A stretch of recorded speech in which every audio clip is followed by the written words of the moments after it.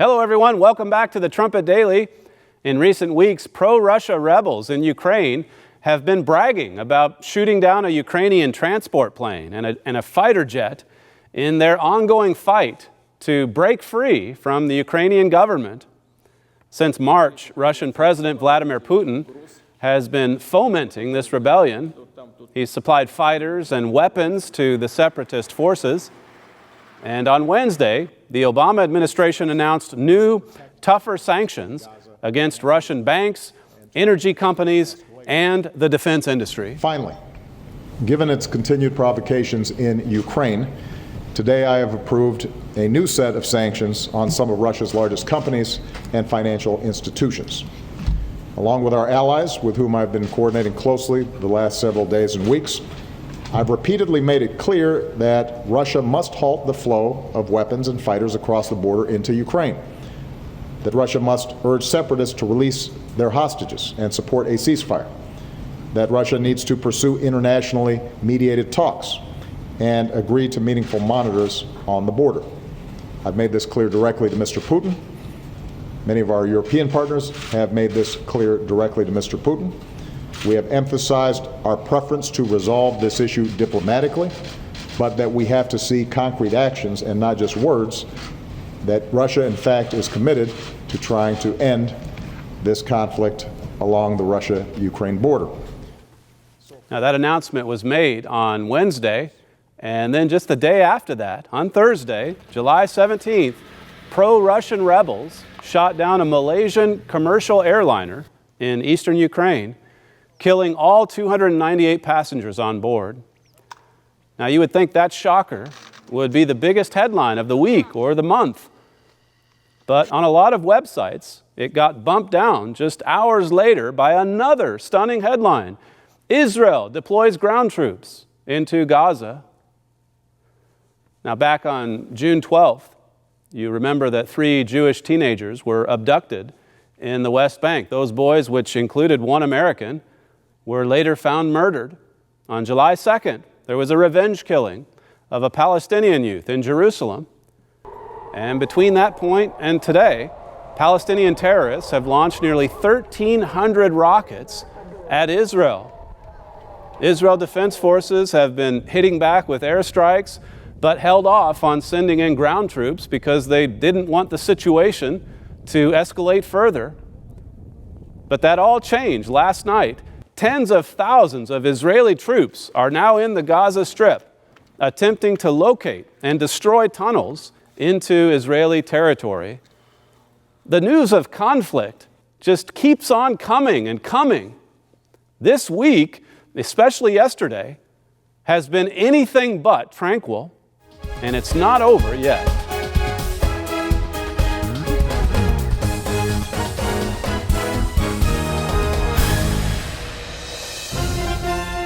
This gospel of the kingdom will be preached in all the world. And he said unto me, you must prophesy again.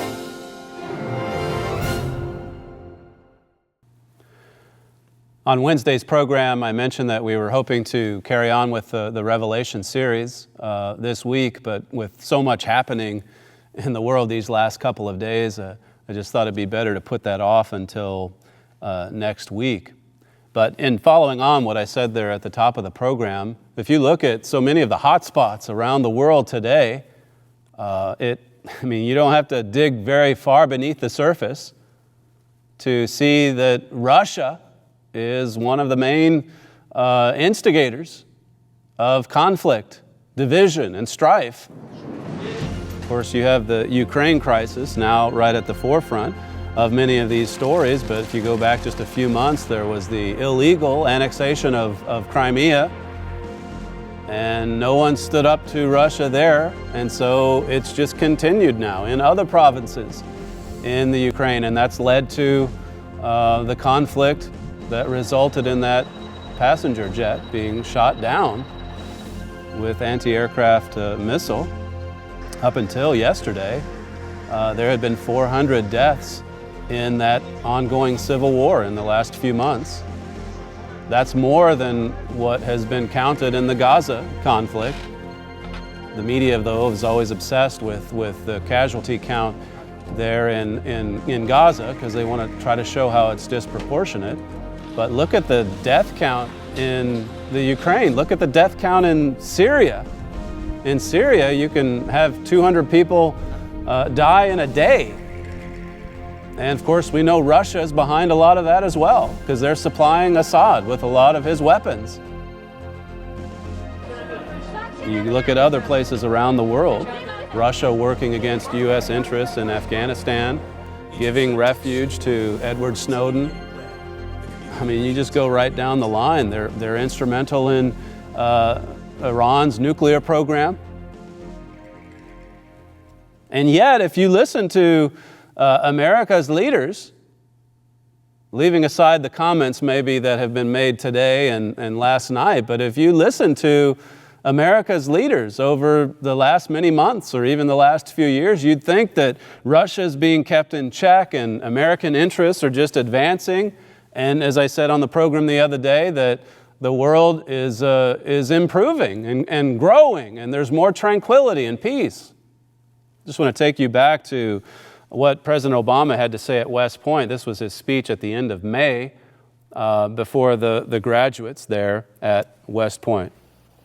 In Ukraine, Russia's recent actions recall the days when Soviet tanks rolled into Eastern Europe. But this isn't the Cold War. Our ability to shape world opinion helped isolate Russia right away. Because of American leadership, the world immediately condemned Russian actions. Europe and the G7 joined us to impose sanctions. NATO reinforced our commitment to Eastern European allies. The IMF is helping to stabilize Ukraine's economy. OSCE monitors brought the eyes of the world to unstable parts of Ukraine. Brought the eyes of the world to Ukraine. But as soon as those eyes got distracted and looked elsewhere, now there's a conflict in Israel and with Gaza. What did Putin do after turning it down just a notch or two? Well, he immediately started to send in the fighters and the weapons and the anti-aircraft missiles, one of which was used yesterday. If you go back farther than that speech in May to the infamous reset button in 2009, when then Secretary of State Hillary Clinton presented Russia with that button, which had the wrong Russian word on it, by the way, but I guess that's another topic to discuss at another time. In any event, the idea was we've had conflict, there's been difficulty in our relationship, let's hit the reset button and get a fresh start and start over. And she was just interviewed recently about her latest book, and the interviewer asked her about whether or not she was embarrassed by that exchange back in 2009. Notice what happened. A little about Russia. You famously pressed the reset button. Mm-hmm. Are you embarrassed by that now, that gesture? No, I thought it was a brilliant stroke, which in retrospect appears even more so, because look at what we accomplished. Between the Russian invasion of Georgia in August 2008, which of course torpedoed relations between the United States and Russia for good reason, we come into office, and for that period of time, the interregnum, if you will, Medvedev is president and Putin is prime minister, and there were jobs we wanted to get done. We wanted to get Russia on board with tough sanctions against Iran. We wanted to have a New START treaty to limit nuclear weapons. We wanted to get their help in transiting across their huge country to get things we needed into Afghanistan. We got all that done. Putin comes back. Look where we are now. He invaded another country. So yes, but while we had that moment, we seized it, we used it, and succeeded. So she looks back on that history. You have Russia invades a country in 2008, then that one moment to sit down and have discussions with them, and then another invasion now. But it's astonishing, really, to think about the world that we've been introduced to since the reset strategy was put in place. We now have a government in Ukraine that's scrambling for help, for defense, for weapons. That flow was cut off by the United States. They've been largely abandoned, leaving it wide open for the Russian bear to cause all the trouble and the instability that we've been seeing. it's not just there. She drew attention there to Georgia back in 2008. You could point to Eastern Europe, the missile defense systems that were taken down basically to appease Russia. And on and on and on it goes. All these acts of appeasement. And we just see the Russian bear making advancement after advancement. It's hardly a reset. And it certainly can't be viewed in hindsight as brilliant. It's a surrender in every respect. In the TD that we recorded on Wednesday, I mentioned the comment the White House Press Secretary Josh Earnest made on Monday about how in recent years the Obama administration has, as he said, substantially improved the tranquility of the global community. And whenever statements like that are made, it leaves me wondering, what must God think about that sort of confidence, arrogance, you could say, that the world's just getting better and better and better. And then you look at the headlines yourself, you can see it. But why can't so many of the people that are supposed to be so much smarter than us, why can't they see it? There was this gal represents the State Department, Jen Psaki, and this was a tweet that she made last night where she was basically praising this article in the Washington Post that had to do with womanhood and fashion. That was last night as the State Department. She's the spokesperson for the State Department. And this tweet goes out as the State Department's trying to find out how many Americans were on board that jumbo jet that went down. And even as Israel was sending troops into Gaza. Talk about bad timing. It's no wonder the leaders of America's government are not taken seriously. It's no wonder tyrants like Putin are on the march. It's no wonder terrorists are firing rockets at our allies. Speaking of the Gaza situation, this is what Charles Krauthammer had to say about what's happening there in his column from today. It says, apologists for Hamas attribute the bloodlust to Israeli occupation and blockade. He says, occupation, there's not a soldier, not a settler, not a single Israeli in Gaza. He says, notice this is just recent history. Does no one remember anything?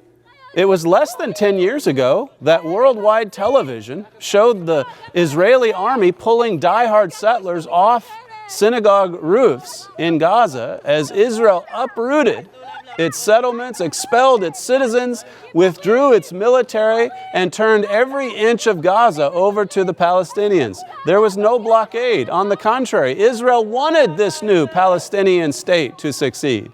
To help the Gaza economy, Israel gave the Palestinians its 3,000 greenhouses that had produced fruit and flowers, it says, for export. It says, finally, it opened border crossings and encouraged commerce. The whole idea was to establish the model for two states living peacefully and productively side by side. Now, more recently, Prime Minister Netanyahu has come out and said the two-state solution is not workable. It just can't work. And he's going on 10 years of history. And it's not that they haven't tried. They were given a state. They were given a small stepping stone, you could say, to a larger state. And look at what's happened in the 10 years that they completely evacuated every square inch of that territory. As he explains in his column, I mean, what did they do? As soon as Israel left, he goes on and says, and how did the Gaza Palestinians react to being granted by the Israelis what no previous ruler, neither Egyptian nor British nor Turkish, had ever given them, an independent territory? First, here's what they did. First, they demolished the greenhouses. Then they elected Hamas. Then, instead of building a state with its attendant political and economic institutions, they spent the better part of a decade turning Gaza into a massive military base brimming with terror weapons to make ceaseless war on Israel. They turned it into a terrorist state and have been attacking Israel ever since. Have people forgotten this history? It was just 10 years ago when you saw those agonizing shots of Jews crying and sobbing as they were being forced out of their homes, out of synagogues, forced to leave those greenhouses, forced to leave Gaza, and many of them put in temporary housing. Many of them treated like refugees, put in camps in Israel, and all of that territory turned over to the Palestinians. They voted in Hamas. You also remember the brutal period when Hamas got rid of any resistance from Fatah, its rival party, and brutally so. People forget that, though, and they obsess over the numbers. Well, as long as there's not as many Jews being killed in this conflict as Palestinians, Israel must be the bad guy. And meanwhile, you have all these other hotspots all around the world with people dying in much greater numbers. Women, children. Think about the little children on that plane, the Malaysian airliner. 2 or 3 grandchildren traveling with their grandfather on vacation, returning back to Australia. There are children there. There are children getting caught in the crossfire in Syria, in Iraq. Iraq's had more than 5,000 deaths, many of them civilian, just this year. 5,000. There was a report today about a struggle in Syria where 140 people were killed. Today. That's the world that you live in. That's the world that some are calling tranquil and peaceful. You refer back to that Wall Street Journal article that I quoted from on Wednesday. Mr. Obama contends with arc of instability unseen since the 1970s. It says the breadth of global instability now unfolding hasn't been seen since the late 1970s, and yet, all of the liberal commentators just mock that sort of coverage as apocalyptic or just right-wing haranguing. But look at the world today, as I alluded to just the other day with that program on the subject of whether or not the world is tranquil. The militias that are struggling in Libya to gain control of that divided nation. Hamas, of course, in this ongoing conflict with Israel. 1,300 rockets just in a matter of weeks. You have Hezbollah, you have the Assad administration in Syria trying to put down the resistance there. You have ISIS on the march in Iraq, which we've abandoned. You have the U.S. oncoming withdrawal from Afghanistan. You have the reemergence of the Taliban. You have the prospect of an Iranian bomb. You have the ongoing civil war in Ukraine. You have a Malaysian airliner shot down out of the sky. Hundreds of casualties. You have China a little further to the east, bullying its neighbors. And then everywhere that you look, the United States is withdrawing. It's in retreat. I'll just read to you a couple of verses from Jeremiah 4 if you want to turn over there. But just to come back to this Ukraine crisis, Richard Palmer had an article posted at thetrumpet.com today about how, as we've been saying all along, beginning with Putin's march, beginning with his takeover of Crimea, we've been warning you about what this is going to do to Europe. And the former Secretary of State, Hillary Clinton, was on PBS last night, who was asking about Russia's advance and what this means for global stability.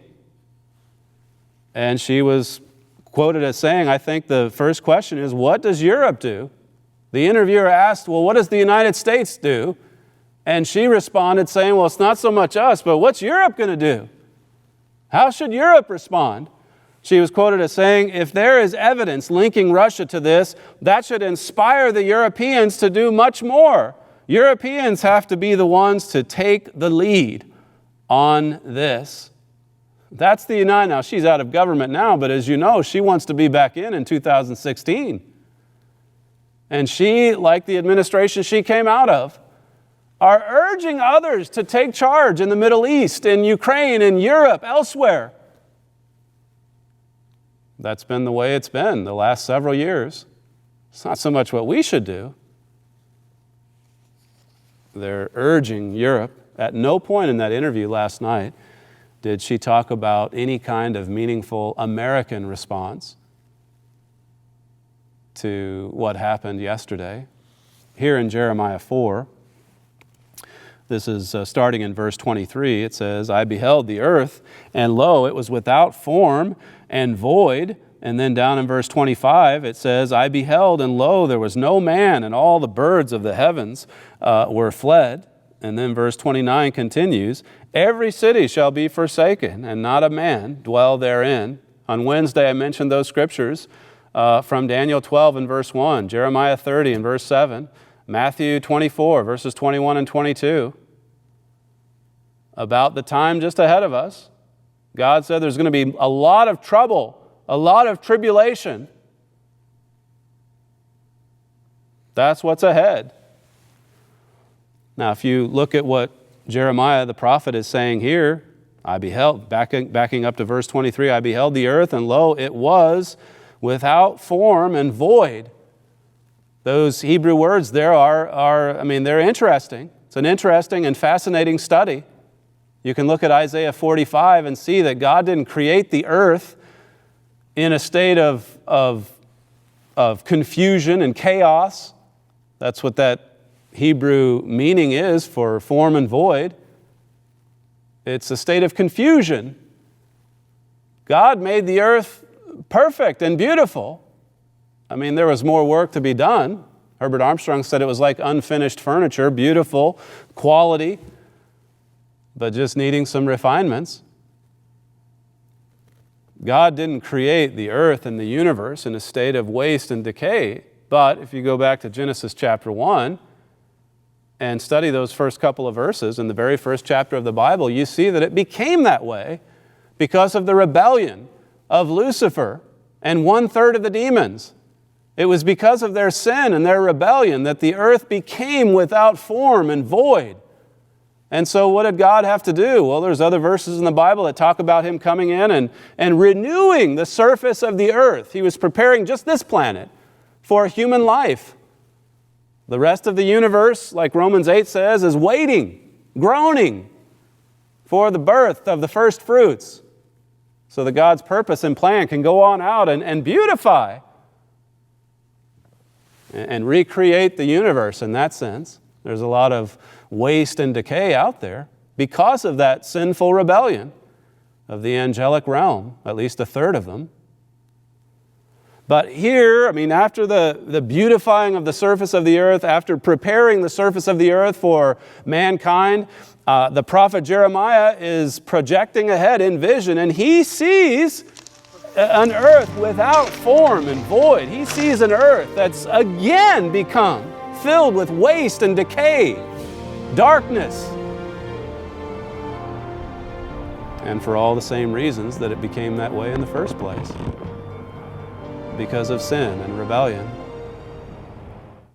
God doesn't talk about it being tranquil and peaceful, not until after Jesus Christ returns to this earth to set up and establish God's family government. Let me quote to you what it says in my father's booklet, Jeremiah and the Greatest Vision in the Bible. He's talking about these two Hebrew words, tohu and bohu, translated in English, without form and void. He says these are the same words used in Genesis 1:2, which shows how Lucifer's rebellion created waste and emptiness. God had to renew the earth to make it livable for man. Today, Satan is the god of this world, and earth has regressed, not progressed, regressed to a state of tohu and bohu again. Everywhere Satan rules, destruction ensues. Everywhere God and Christ rule, beautiful, precious fruits are abundant. It says finally, how long will it take us to learn that? The nations of Israel are awash in sin. God is striking with intensifying catastrophes to jolt people into repenting. See, how many more, as I said Wednesday, how many more intensifying catastrophes are there going to be before people are finally jolted into reality and they wake up and admit, you know what we did in 2009? It didn't work out. We don't know the way. We need God's help. We need God's intervention. What will it take? Switching over to a comment Mr. Armstrong made. This is from Did God Create a Devil? In Jeremiah 4:23, that verse we just read here, in Isaiah 24:10, Isaiah 34:11, and in other places in the Bible, you find the same words, tohu and bohu, meaning chaotic and in confusion. He says, in every case, that condition is a result of sin. In every case, it comes as a result of sin.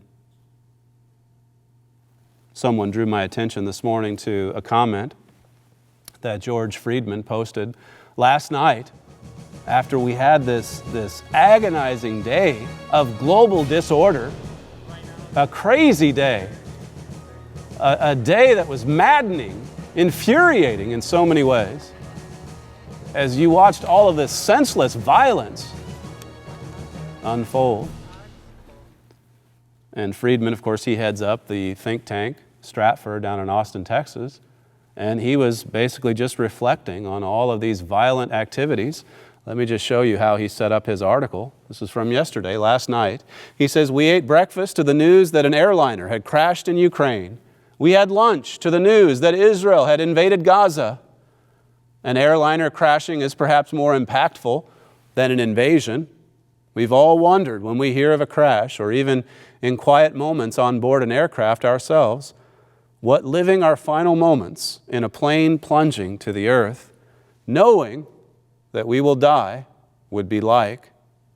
He says an invasion is harder for some of us to empathize with. Most of us have never invaded a country nor been in a country while it was invaded, but it shares this much with a plane crash. He says, your life is in danger and your fate is out of your hands. I mean, I don't know how religious this man is or how much he studies the Bible, but we do have a very temporary and fragile existence. There's no doubting that. There were a lot of people that woke up yesterday morning who didn't make it through to the end of the day. And the same is true with today. That should motivate us to make every day count, to make us put our lives, our activities, our whole being into the hands of God as His servants, as His children. What a temporary and fragile existence we have. What a hopeless existence it would be apart from God. Well, thankfully God has given us insights into why it's happening, why these events are intensifying, why these tragedies are occurring. I mentioned Mr. Palmer's article earlier, this one posted today, Flight MH17. Europeans have to be the ones to take the lead on this. It's a great tragedy that happened yesterday, and what it's going to help lead to is Europe taking charge, taking the lead. Mr. Palmer in this article refers back to that one that we posted on the Crimean crisis.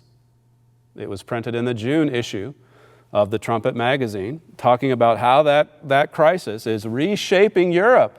It's all falling right in line with prophecy, Bible prophecy being fulfilled. God can give you answers to life's most important questions. And furthermore, besides just an understanding of prophesied events, He can give you real hope if you turn to materials like Mystery of the Ages and other books that we offer to you free of charge to study God's Word, God's truth, and to understand and to know about your incredible human potential. Thank you for joining us today, and we'll see you next time on the Trumpet Daily.